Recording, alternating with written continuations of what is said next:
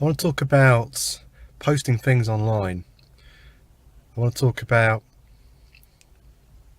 what that means.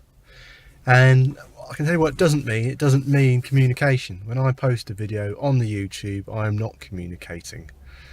What I think I'm doing is I am altering the digital environment.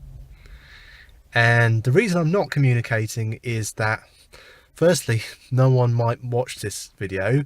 And secondly, even if they do watch the video, they're only really going to take from it what they want to take from it. And most of the time, they're not going to form a two-way communication with me. And I think that's essential for real communication, is that it has to be two-way.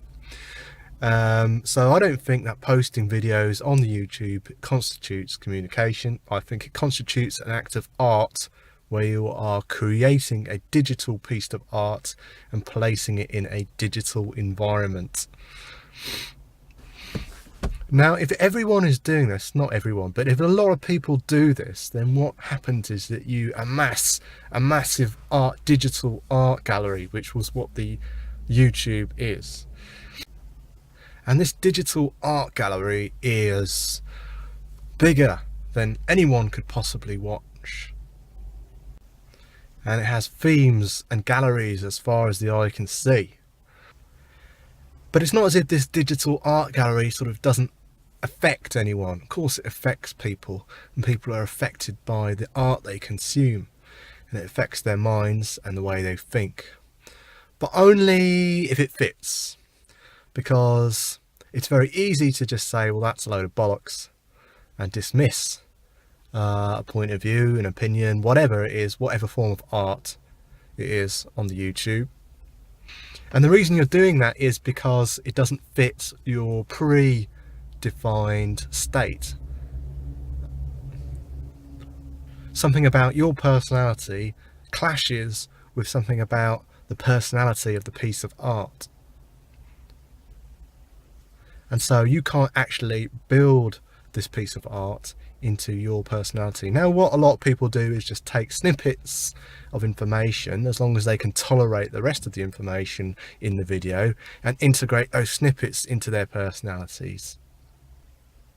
And so if you watch enough YouTube, then you selectively build up a labyrinth of opinions that exist now in your mind, and if you want to, you can then create your own video and post it online, which is maybe a reprocessing of that selection.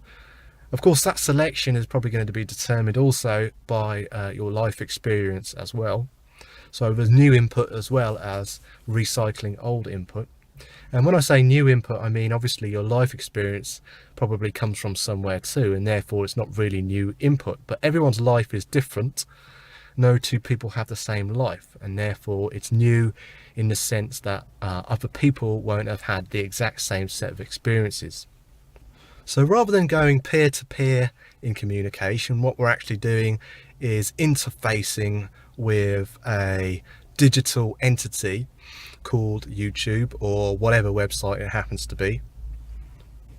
And this digital entity is nothing more than a sort of environment, a way of leaving things and a way of receiving things.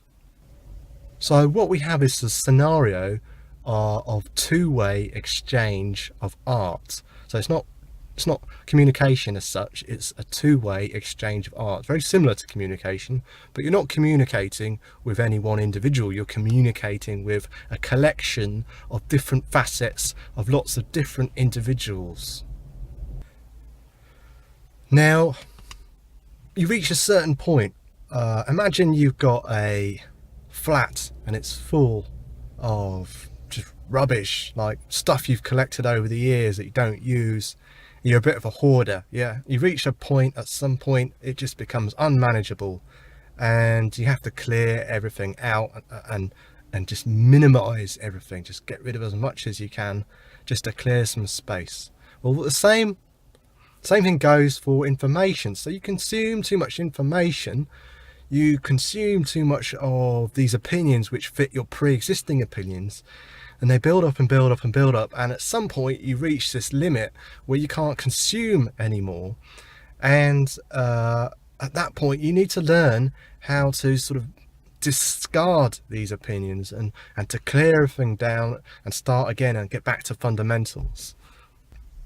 Now, for different people, this is going to happen, you know, more quickly or less quickly, because obviously in the world there are hoarders and there are minimalist types of people. Obviously with the minimalist types of people, the information minimalist types of people are going to want to clear everything down on a very regular basis, whereas the information hoarders are going to want to keep things in their mind forever and ever and ever.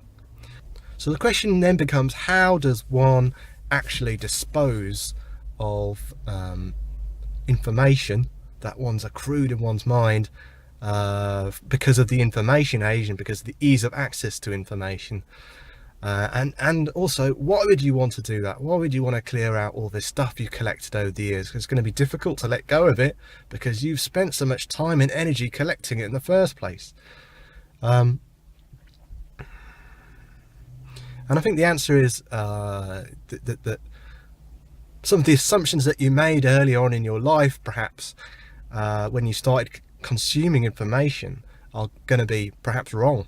And you might want to sort of reflect on what they are, and instead of building things on top of these perhaps wrong assumptions, you need to remove these sort of base kind of ideas, and that means deconstructing all these things that were built on top of them.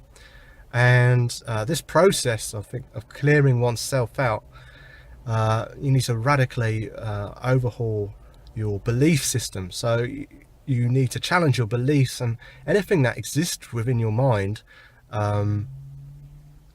needs to be brought back to mind, and you need to ask yourself, do I want to keep this or do I want to discard it? And if I want to discard it, then what is the process of discarding it?